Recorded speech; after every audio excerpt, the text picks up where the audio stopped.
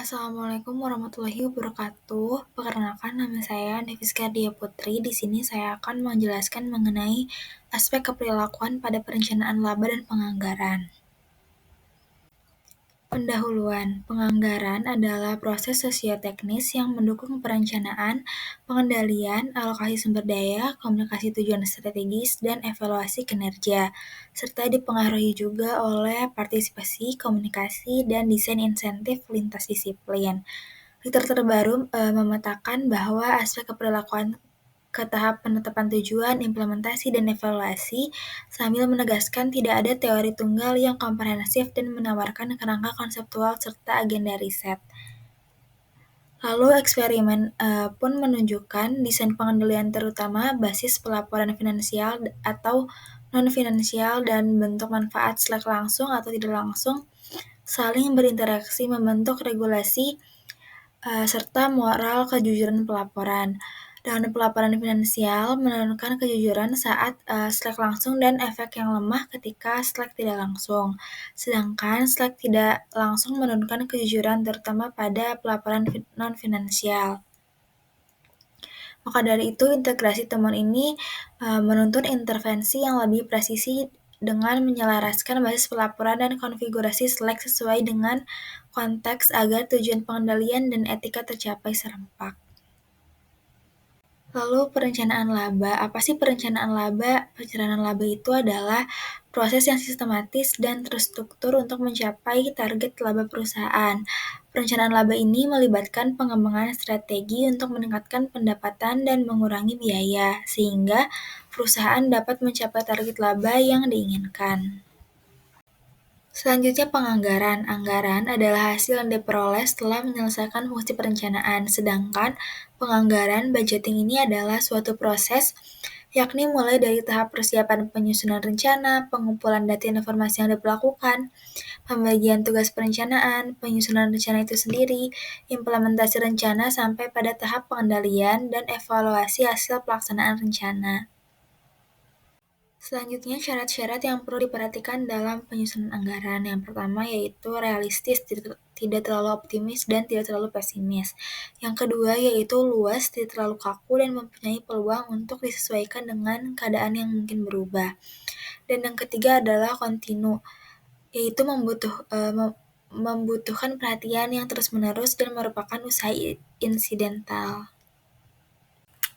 Selanjutnya di sini kita review jurnal yang pertama dengan judul The Effect of Measurement Basis and Benefit on Honesty in Budget Reporting yang ditulis oleh Brian dan kawan-kawan pada tahun 2019 dan terbit di Journal Accounting Organization dan Society. Latar belakang dari jurnal tersebut yaitu kejujuran pelaporan anggaran tidak hanya ditentukan dari insentif ekonomi, tetapi juga dari desain sistematis yang membuat penalaran moral pengambil keputusan. Dua penentu utamanya itu adalah basis pengukuran saat penyusunan anggaran finansial atau non-finansial dan bentuk manfaat saat eksekusi langsung atau tidak langsung. Pelaporan finansial ini cenderung mengarahkan fokus pada kepentingan diri, sementara tidak langsung mempermudah justifikasi salah saji dan interaksi keduanya dapat menurunkan kejujuran. Maka kerangka ini berakar pada teori regulasi diri moral yang menjelaskan bagaimana sih konteks pelaporan mempengaruhi pertimbangan etis dan perilaku. Selanjutnya tujuan penelitian. Penelitian ini bertujuan menguji eksperimental pengaruh basis pengukuran dan bentuk manfaat serta interaksi keduanya terhadap kejujuran pelaporan anggaran. Secara khusus, studi ini menilai apakah pelaporan berbasis finansial ini menurunkan kejujuran terutama ketika manfaat ini bersifat langsung dan apakah manfaat yang tidak langsung menurunkan kejujuran terutama ketika pelaporan berbasis non-finansial. Hasil yang diharapkan memberikan bukti kausal mengenai peran desain sistem penganggaran dalam membentuk perilaku pelaporan terlepas dari besaran insentif ekonomi yang tersedia. Lalu metode penelitian. Penelitian ini memakai eksperimen laboratorium dengan rancangan faktorial 2x2 antara partisipan yang memanipulasi dua hal sekaligus, yaitu melaporkan anggaran dalam bentuk finansial atau non-finansial, dan cara menerima manfaat Slack secara langsung atau tidak langsung, agar terlihat pengaruh masing-masing saat interaksinya terhadap kejujuran pelaporan. Populasi penelitian ini yaitu mahasiswa sarjana yang tersedia di laboratorium riset perilaku pada sebuah universitas negeri di Amerika. Sedangkan sampelnya ini terdiri dari 81 mahasiswa yang mengikuti eksperimen laboratorium selama 6 periode. Selanjutnya, hasil penelitian. Penelitian ini menemukan interaksi signifikan antara cara pelaporan dan bentuk manfaat Slack terhadap kejujuran. Pelaporan finansial menunjukkan kejujuran dibandingkan non-finansial, hanya saat Slack langsung dan efeknya melemah saat Slack tidak langsung. Sedangkan Slack langsung ini menurunkan kejujuran dibandingkan Slack langsung, terutama pada pelaporan non-finansial. Mekanisme psikologi dan uji ANOVA mendukung temuan ini, yaitu pelaporan finansial ini meningkatkan dorongan kepentingan diri dan Slack tidak langsung menurunkan kepedulian pada kejujuran, dengan hasil sesuai dengan teori dan signifikan secara statistik. Lalu implikasi teoritis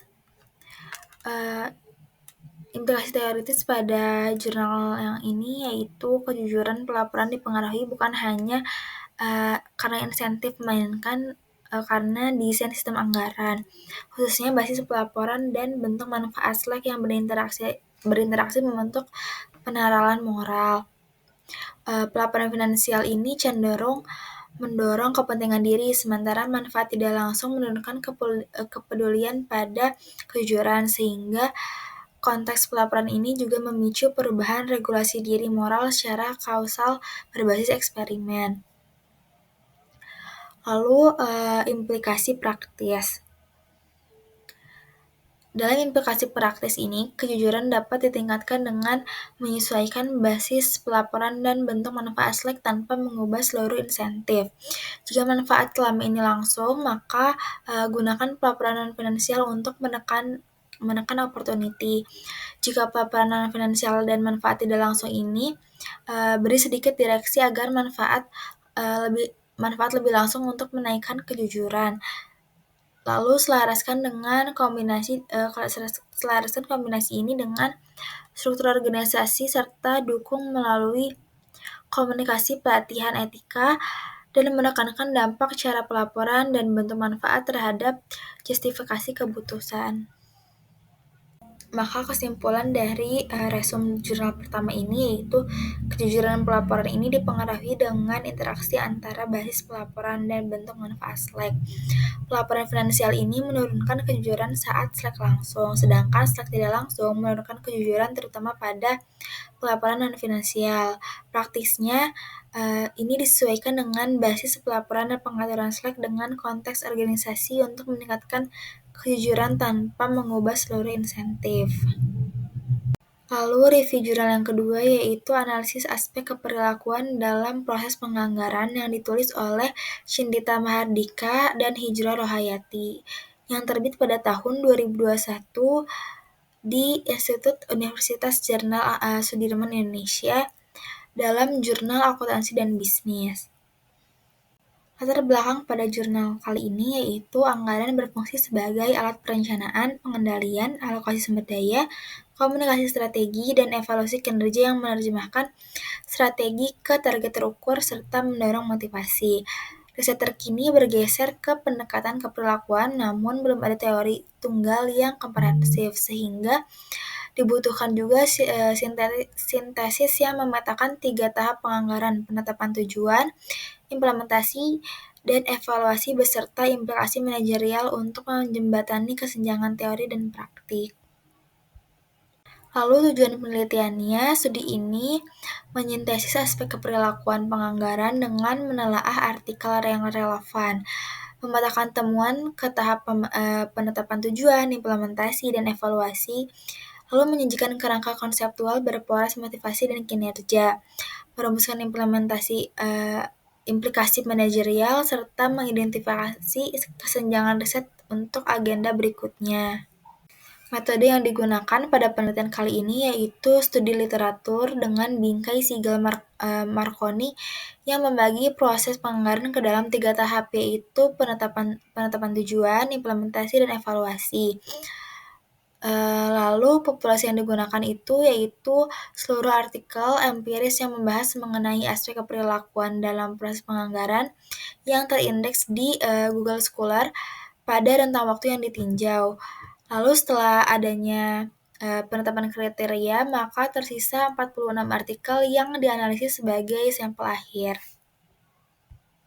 Lalu hasil penelitiannya yang pertama ada ruang lingkupnya. Ruang lingkupnya ini sintesis aspek keperlakuan penganggaran pada 3 tahap penetapan tujuan, implementasi, dan evaluasi yang menegaskan perlunya pendekatan multidisiplin. Yang kedua ada temuan penetapan tujuannya, yaitu partisipasi efektif bila didukung dengan persepsi keadilan, komitmen tujuan, dan kepemimpinan yang tepat dengan risiko senjangan anggaran yang perlu dikelola lebih baik lagi. Lalu temuan implementasi, yang dimana kualitas komunikasi internal ini menentukan perilaku kerja. Dengan desain dan penyajian informasi kinerja ini relatif harus dirancang dengan kehati-hatian. Lalu ada juga temuan evaluasi, yang dimana desain insentif dan strategi penilaian ini membentuk perilaku fungsional atau disfungsional, yang pelibatan karyawan ini memperkuat persepsi keadilan. Lalu ada kerangka konseptual, yang dimana motivasi dan kinerja ini menjadi konstruk pusat yang menghubungkan ketiga tahap menuju perilaku yang fungsional. Lalu implikasi manajerial, yang dimana tata kelola partisipasi anggaran agar adil dan terikat komitmen tujuan. Yang ada rancangan arsitektur komunikasinya, serta reformasi kinerja ini relatif yang tepat.